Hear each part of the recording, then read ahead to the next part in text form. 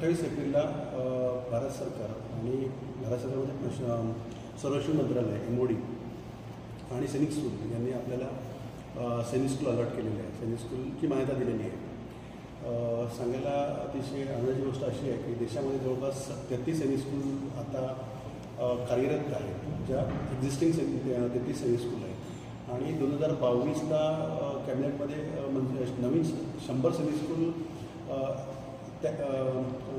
Establish करायचं ठरलं गेलं आहे. आणि 22पासून अर्ज मागवले गेले आणि त्याच्यामध्ये देशातनं संपूर्ण देशातनं अर्ज मागवले गेले आणि शॉर्टलिस्ट करण्यात आलेली. आणि पहिल्या 23मध्ये 2023 साली शॉर्टलिस्ट झाल्यानंतर 60 सैनिक स्कूल शॉर्टलिस्ट झाली आणि 60 सैनिक स्कूलमध्ये यशवंत इंटरनॅशनल स्कूलचं नाव आहे, म्हणजे यशवंत UN सोसायटीचं नाव आहे त्याच्यामध्ये.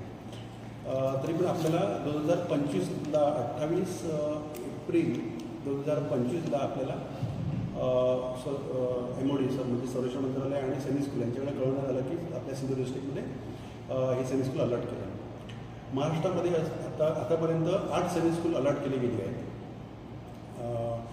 आणि एक्झिस्टिंग 2 अशी एकूण 10 सैनिक स्कूल सध्या अस्तित्वात आहे ह्याच्यामध्ये. आणि